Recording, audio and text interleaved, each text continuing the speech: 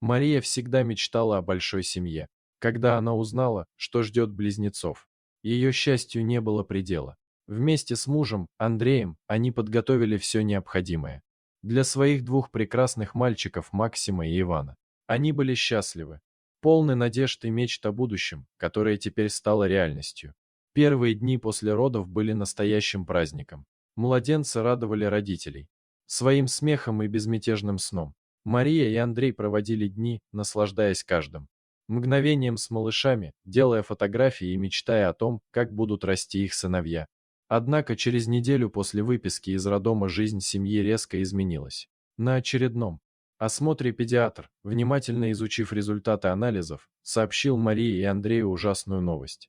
У одного из близнецов, Максима, был диагностирован диабет. Этот диагноз стал для них настоящим шоком.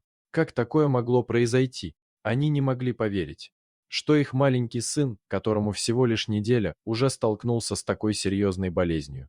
Мария была в слезах, а Андрей чувствовал, как его сердце разрывается от горя. Они начали искать информацию о диабете, изучая все, что могли. Но страх и неопределенность не покидали их. Они переживали за здоровье Максима, за то, как это повлияет на его жизнь и как они смогут справляться с этим заболеванием.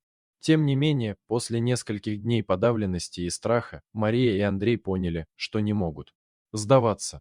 Они решили, что должны быть сильными ради своих детей. Вместе они начали изучать, как управлять диабетом, общались с врачами и другими родителями, которые сталкивались с подобными проблемами. Они узнали, что с правильным уходом и вниманием Максим сможет вести полноценную жизнь.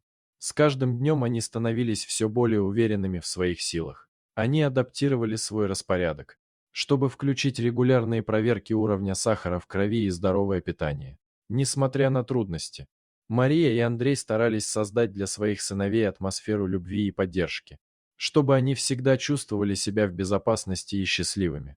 С течением времени семья научилась справляться с диабетом Максима. Они поняли, что, хотя болезни требуют дополнительных усилий, это не определяет их сына. Максим рос активным и жизнерадостным мальчиком, а Иван всегда поддерживал своего брата, участвуя в его лечении и помогая ему. Мария и Андрей осознали, что их любовь и поддержка могут преодолеть любые трудности.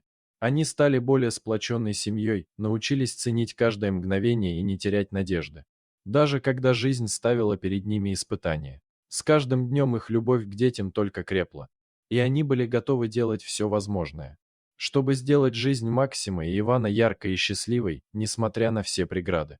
Спасибо за просмотр. Подписывайтесь на канал, где вы найдете еще много интересного. А также ставьте лайки и пишите комментарии, что думаете насчет этой истории.